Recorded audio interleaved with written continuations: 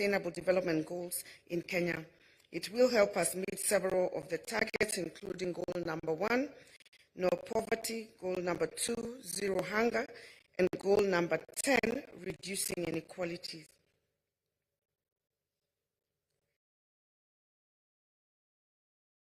Adopted the devolved system of governance. Its aim was to bring the government closer to the people and promote equitable distribution of resources and services across all regions and the country. Ultimately, devolution sought to facilitate the provision of efficient and effective services to citizens at the grassroots level in areas such as health, education, agriculture, and infrastructure development. That is the epitome of social protection, bringing services close to the people, to those at the bottom of the pyramid. Rightfully, county governments have made significant progress in social protection as follows. Owing to sustained resource allocation, averaging 30% of the total county budgets towards health programs, provision of health services has been enhanced. Access to safe water and sanitation has substantially also been improved in all the counties within the last decade. Notably, the provision of farm inputs and technical guidance from agricultural extension workers has led to improved agricultural outputs in the counties. There has been the establishment of municipalities to enhance the provision of services in urban areas, providing services that have targeted safety and security, such as street lighting. County governments have also ensured increased access to education through the introduction of school feeding programs at the ECDE level. County governments have also put in place robust social protection policies, which have provided a framework for the implementation of social protection programs while ensuring that vulnerable populations have access to basic services and social safety nets. As a country, we face significant challenges in implementing social protection programs. One of the main primary challenges is the lack of coordination in the implementation of such programs, both horizontally and vertically. This often leads to fragmented efforts. Many counties have limited financial resources and technical capacity to effectively design, implement, and monitor social protection programs. This has resulted in fragmented implementation, and sustainability of social protection program has been jeopardized. Ladies and gentlemen, social protection must therefore be integrated into the broader development strategies. We ask that the Ministry of Labour, together with the Kenya School of Government, work together with the Council of Government to effectively design and help us implement social protection programs and policies. We must also ensure that our social protection programs are inclusive and reach the most vulnerable members of our society, including women, children, and persons with disabilities, and the elderly. Your Excellency, I know that your government is keen on social protection. This keenness is a recognition that failure to invest in social protection systems can erode the gains made in our great nation. It is our view as county government that effective realization of social protection in Kenya is possible if we, 1, remove all financial barriers preventing access to health services and protecting Kenyans from the impoverishing effects of medical expenditures, 2, providing for the economic security and social welfare of workers and their dependents, especially in the case of income losses due to unemployment, work injury, maternity, sickness, old age, and death, strengthening governance by ensuring transparency and accountability in the implementation of the social assistance program, and restructuring institutions delivering on social protection within the context of devolution. These institutions include the NHIF, the NSSF, National Drought Management Authority, and the National Social Security Secretariat. On behalf of the 47 county governments, I want to reassure you that the counties are committed to delivering on social protection programs. In conclusion, ladies and gentlemen, I wish to state that the welfare of 46% of Kenyans who are living below the poverty line with 19% of them being in chronic poverty, can only be guaranteed if we put our heads together and make social protection policies, systems, and structures work. I would also like to remind all of us that by helping people participate economically and protecting those who are most vulnerable, we can build a more equal and prosperous Kenya. I wish us all fruitful. I'd like now to invite the Cabinet Secretary, our host, Honorable Florence Bore, to make her remarks. Karibu.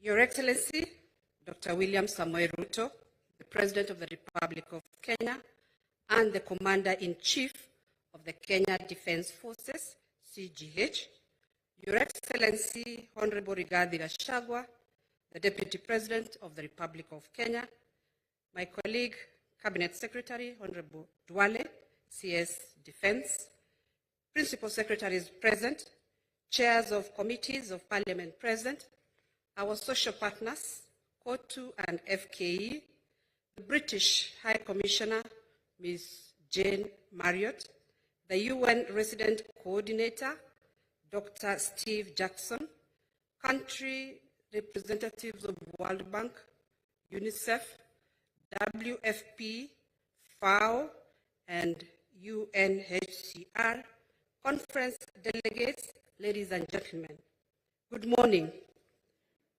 I welcome you all to this third Social Protection Conference that the Government of Kenya is hosting.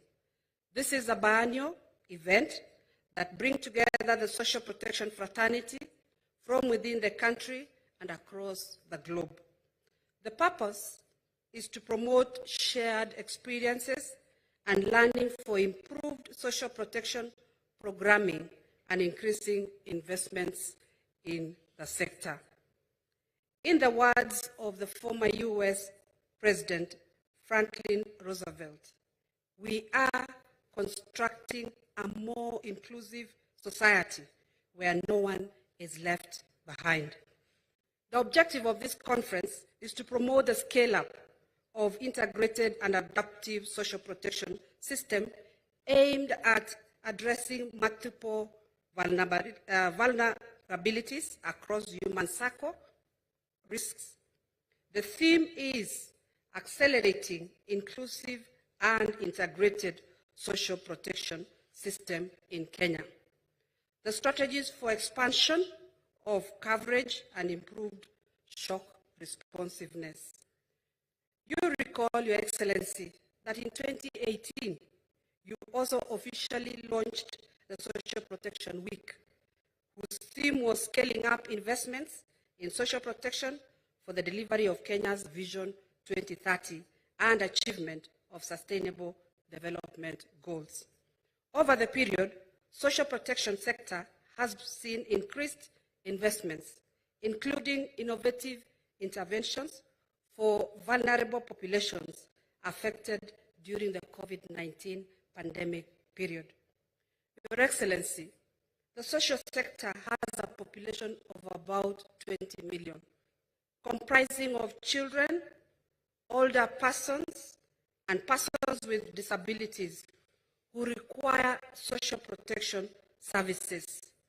Yet, the funding for this sector is currently at 0.7% of our GDP. We appreciate, Your Excellency, for making social protection a priority in your transformative agenda. We continue to appeal for your support to ensure enhanced coverage to the unreached, sizable number of the poor and vulnerable populations in the country. My ministry will continue to enhance social protection delivery systems to ensure efficiency and effectiveness in the provision of services. This conference will culminate into a call for action which will guide prioritization of interventions for the sector over the next biannual period. I therefore call upon all the respective actors in this forum to build ownership and prioritize interventions that can help us realize progress towards a more sustainable, inclusive, and shock-responsive social protection within the period. We are privileged as a sector to have proactive partnerships that have lasted over a decade.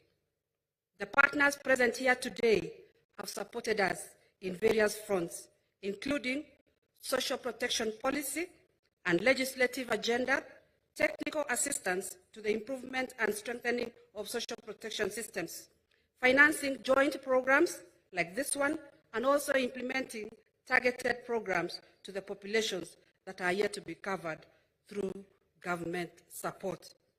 The review of the Kenya Social Protection Policy 2011 and the Social Assistance Fund Bill, which are at the final stages of completion, have been made possible through our partners' technical and financial support. I wish to appreciate the immense support of the World Food Programme, the FAO, UNICEF, Foreign Commonwealth Development Office, FCDO, UNHCR, World Bank, state and non-state actors for committing their time, technical, and financial resources in seeing through the preparation of this event to fruition.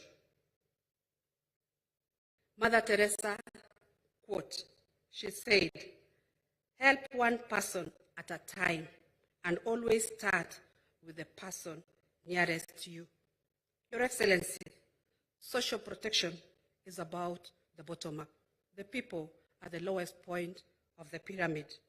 I wish to thank you all for listening to me.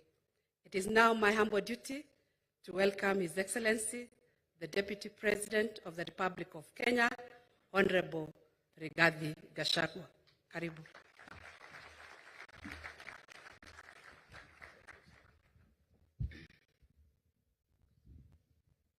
Your Excellency, the President of the Republic of Kenya, Dr. William Ruto, CS Labor and Social Protection, our international partners, the leaders of the labor movement, ladies and gentlemen, good morning. Your Excellency, I don't have much to say today.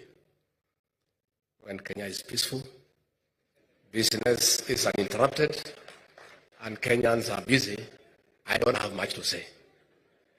It is now my privilege to ask you to be upstanding as I welcome the President of the Republic of Kenya, President William Ruto. Mr. President.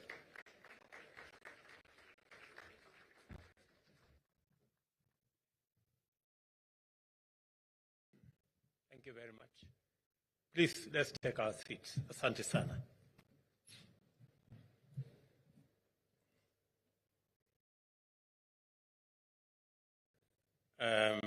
Mr. Deputy President, Ministers present,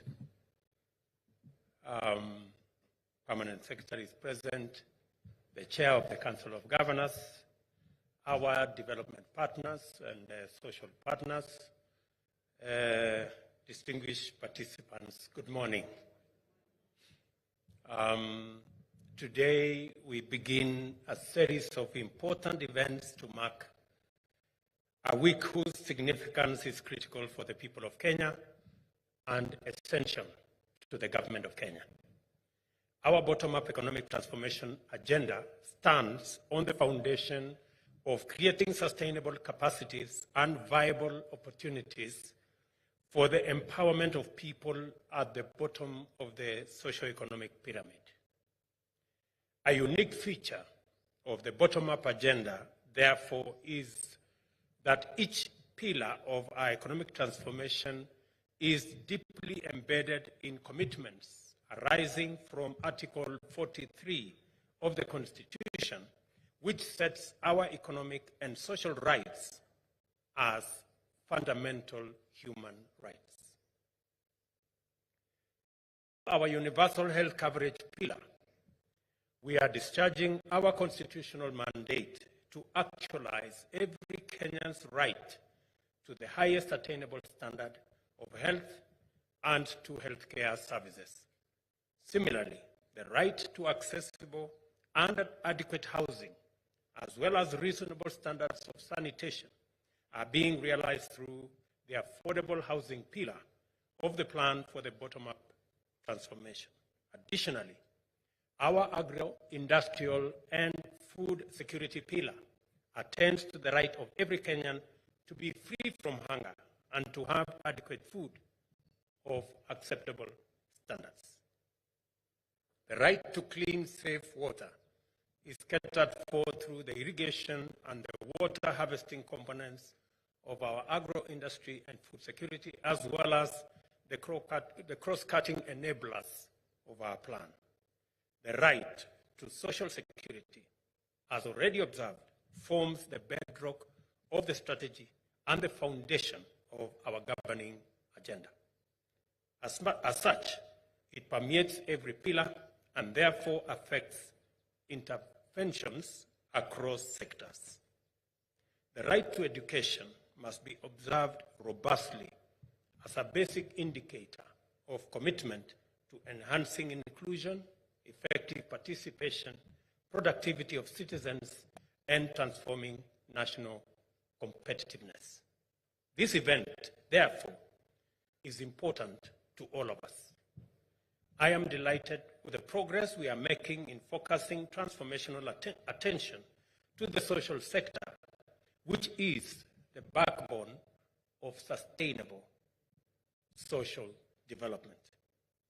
The paramount question to be answered in the course of deliberations during this conference arises from its theme. Number one, first, what are we doing to accelerate the development of an inclusive and integrated social protection system in our country? Secondly, what are our strategic options for the expansion of coverage and improvement of shock responsiveness in order to leave no one behind? These foremost considerations in promoting and advocating for an integrated social protection system that can achieve increased coverage throughout the effective coordination of diverse actors in order to focus our full capacity on the people. Our philosophy of development is people-centered. We must empower the people to effectively actualize their potential by taking full advantage of economic opportunities and to have capacity to optimally benefit from development. We are confident as a nation and as government that we can simultaneously pursue rapid economic transformation and social protection at the same time, and that ultimately we shall achieve both of them. Social protection cannot wait until 2030, when we will have achieved our economic vision. If it does, the development achieved at the expense of or in exclusion of social protection will be hollow and fragile. We must undertake both commitments simultaneously because the standard of social protection is a good measure of sustainability and the promise of shared prosperity. The other urgent reason is that at the moment, too many people cannot afford a decent living. They are vulnerable, marginalized, and at the risk of being left behind. 16% of Kenyans today live below the poverty line. The number of people living in extreme poverty peaked during the COVID pandemic, reaching 8.9 million people. 26% of Kenyan children are under the age of 5 are stunted. Undernutrition is depriving them of normal growth, development, and is robbing them of their full potential. older citizens, orphans, and vulnerable children, as well as people living with extreme disability, have a right to receive support now. And it is grossly unjust to wait even for a moment, for whatever reason. And that is why Cabinet has now approved that from June 1, the social protection cash transfer money will be disbursed before salaries of public servants is disbursed. I know for a very long time we've had social protection cash transfer money disbursed 3, 4, 5, 6, maybe sometimes 7 months after they are due. The instructions I have given and Cabinet have undertaken, and the Ministry of the Treasury have undertaken, is that from June 1, before salaries of public servants is paid, cash transfer for the vulnerable will be paid. I think it is the moral thing to do. It is the right thing to do, because if we don't look after our vulnerable, we will be a society that will be judged very harshly. This is the reason why government is implementing various strategies to extend the safety net as far as possible. The reviewed National Social Protection Policy, therefore, provides a framework to coordinate interventions across the country that are being undertaken by a broad coalition of actors from various sectors. County governments, the private sector, multilateral organizations including UNICEF and the World Bank are among the government's cherished partners and collaborators in the social protection agenda. Consequently, the government established a dedicated Department of Social Protection and Citizen Affairs. The participation of multiple partners is highly welcome and appreciated due to the limited coverage of social protection interventions under such programs as social assistance, social security, and social health insurance, which face significant resource constraints. The government has allocated 28 billion to support cash transfer programs implemented by the State Department for Social Protection.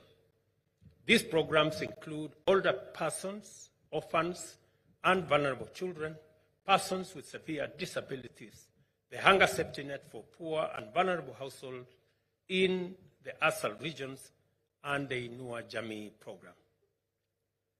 We are committed to effectively ring-fencing budgetary allocations for social protection programs and further securing them by ensuring their fiscal sustainability. Our journey towards universal health coverage is underway. Already, maternity services and primary health care are provided free of charge in our public hospitals. At the same time, people who earn low incomes, poor and vulnerable households, are receiving much-needed financial relief from the introduction of subsidized health insurance cover through the National Health Insurance Fund. 223,000 vulnerable households with bona fide NHIF membership have access to services including cancer care. Again, on this front, we are in discussion with stakeholders in that sector to actualize the commitment I made to the people of Kenya that we will make NHIF contributions affordable. At the moment, the lowest contributor pays 500 shillings. We have worked the numbers. It will be possible, beginning later this year, to pay 300 shillings and still keep the cover. Again, so that we can expand the number of people whom we can carry on board the National Health Insurance cover. Again, we are redesigning the whole delivery of health cover or health facilities. We are having conversations with the county governments, and within the next few weeks, we will be rolling out the program that will also make it possible for us to now pay stipend to the 100,000 community health workers or volunteers across the country, again as a means to bring the people at the bottom of the pyramid on board health services. Malnutrition and undernutrition are severely punitive burdens for children. They also increase susceptibility to other diseases and the financial cost of treatment.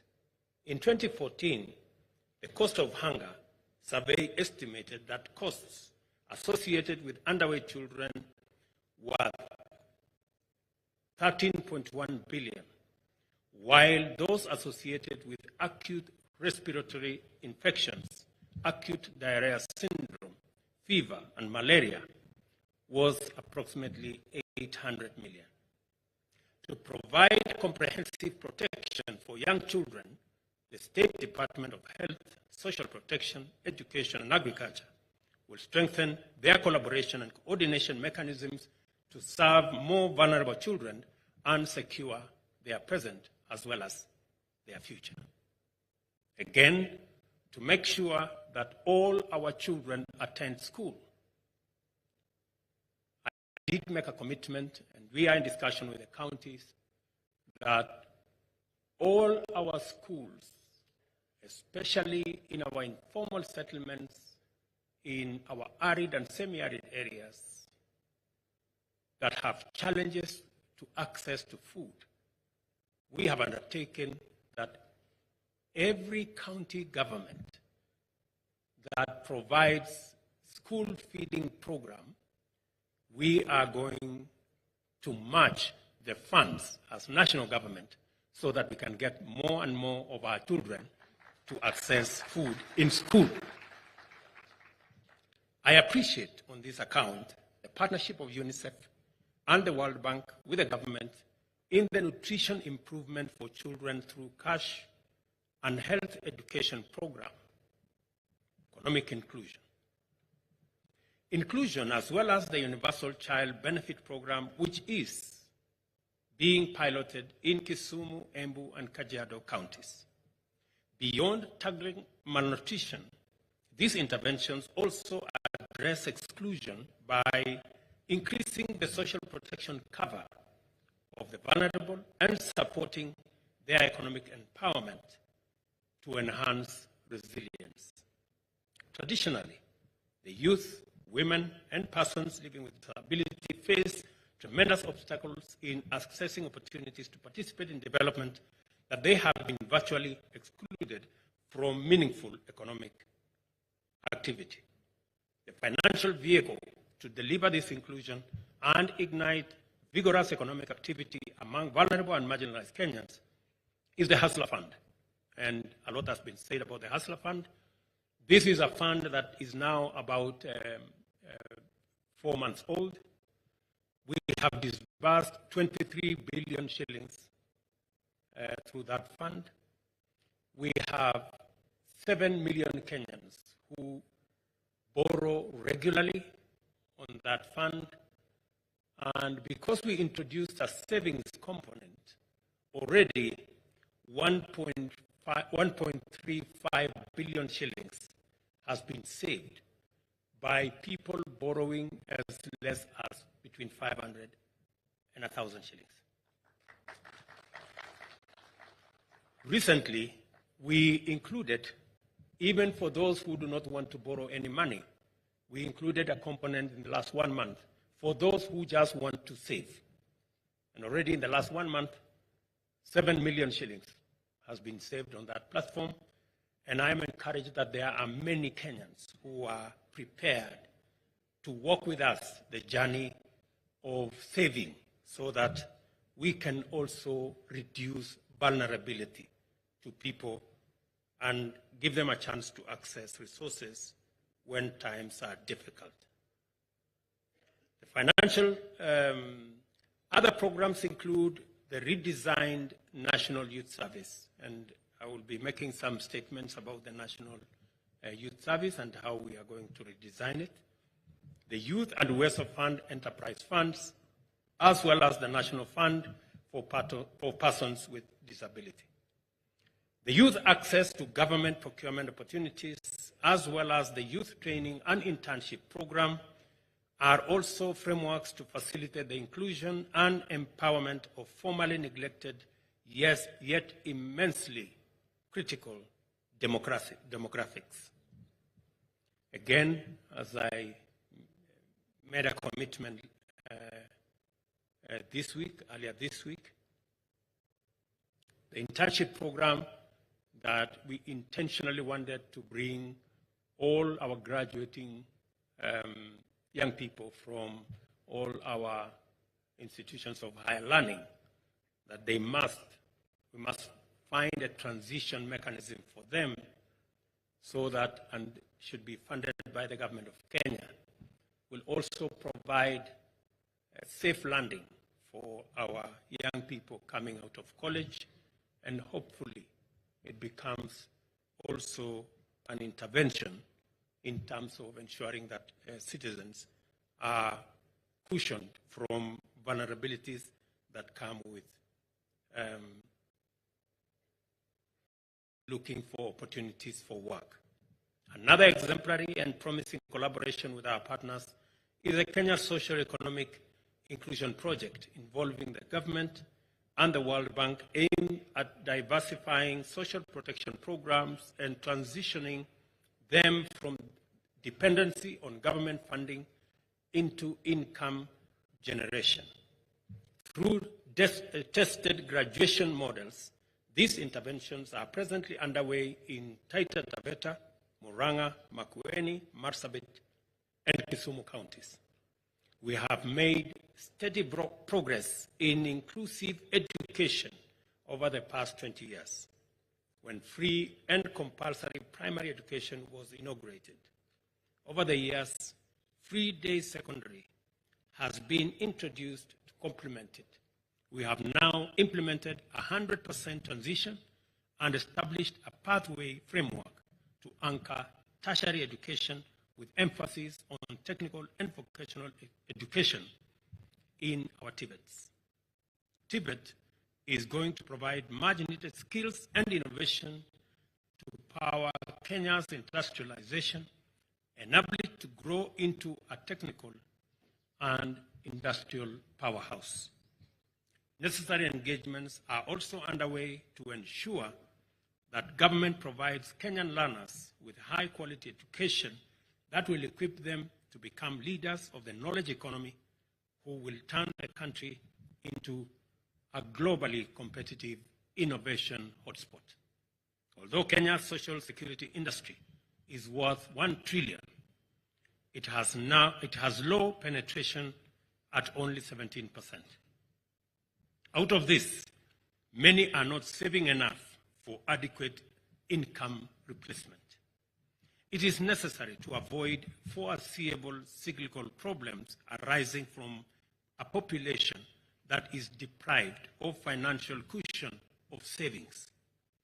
I therefore urge the National Social Security Fund, the Retirement Benefits Authority, and other stakeholders in both public and private sector to collaborate in formulating an effective contribution mechanism to mobilize adequate savings for every working person. I listened very carefully to the statement made by Secretary General of KOTU, and I want to thank our social partners for their participation and their understanding. We've had challenges. We've had a problem for the last almost 10 years. We could not implement the new rates that we had negotiated But because of their participation and their understanding, I am now happy that it is not the case anymore that citizens will be contributing 200 shillings to NSSF. That from last month, every Kenyan now will contribute 6% of their pay, so that we can progressively build cushion, so that we can also eliminate old age poverty. Many of the people that we have on the cash transfer program are former workers, people who worked, but because the culture of saving was absent in their retirement, as you heard Dr. Atuoli say, many people do not survive the first 3 months or 1 year when they get out of work because they do not have a cushion. I am very confident now going forward, we will improve our savings as a percentage of GDP from the current between 8, maybe 10, maybe 11%, when other countries like in the West are anywhere between 40 or 50%. In fact, some are at 55%. 55% saving as a percentage of GDP. We are at about 10. It means we have a long way to go.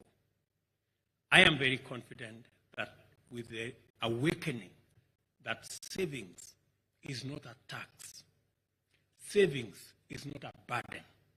It is your money that you have set aside for that day when you need it desperately. And it is the culture we must build. Old age poverty is one of the biggest problems we have in Kenya. And it is contributed significantly because we have not built the culture of savings. And with the new program, I want to urge every Kenyan, even if you don't have a salary job, make it your intention to save for tomorrow. That is why even in the lending that we are using, even the lending we have in the Hustler Fund, we made a mandatory 5% saving. And in just 4 months, we have managed a saving of 1.3 billion. I am confident that with the new rates,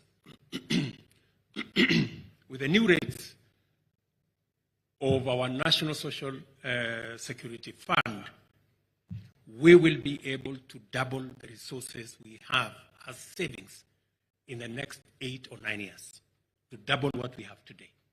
And we will progressively move our savings as a percentage of GDP from 10%, possibly in the next 10, 15 years, to between 20 and 25%. I think we will be moving in the right direction as a nation. And I want to thank all Kenyans. I know we have fought in court, but we have also negotiated on tables. And a combination of all that has now given us a way forward. I believe that the time has now come for us to actualize the Social Assistance Fund for vulnerable groups, as mandated in Vision 2030. The State Department and the State Law Office should liaise with parliamentary leadership to expeditiously generate the necessary legislative framework to make this a reality. It is now time to recognize our partners in this fundamental critical undertaking. Our county governments, led by the chair who is here, have emerged as focal points of collective action in social protection. Thank you very much, Madam, and your team.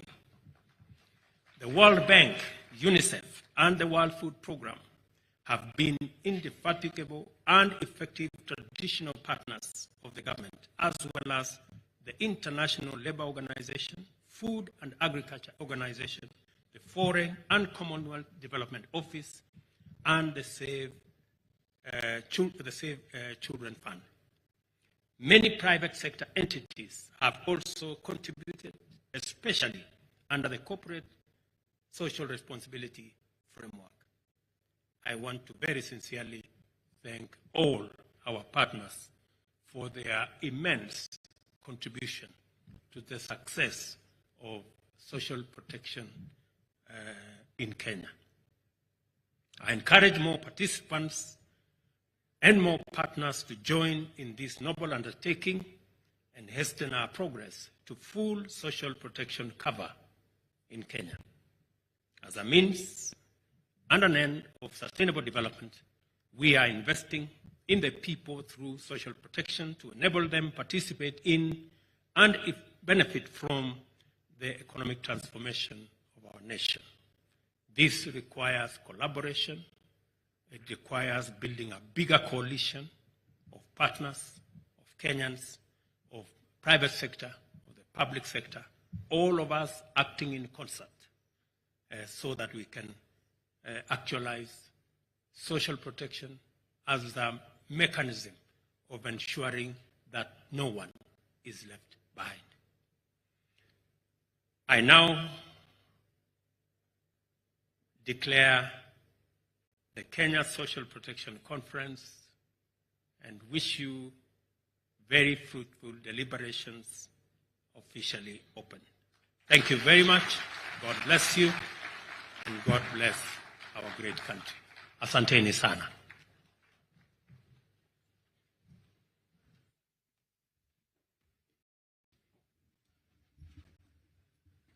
Can we give another warm clap to His Excellency the President for that wonderful speech and also for the commitment made.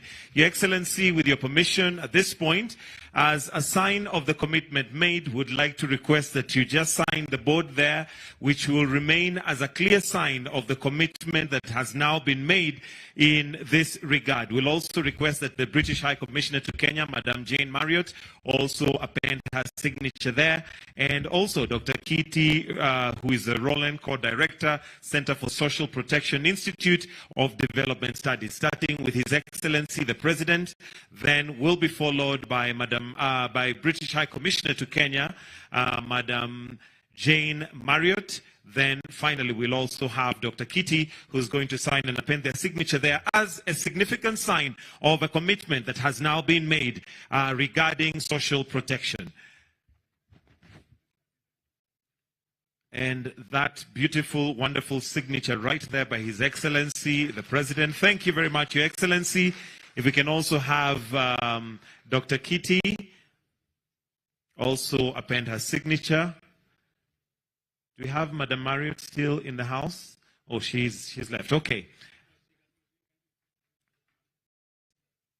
Okay.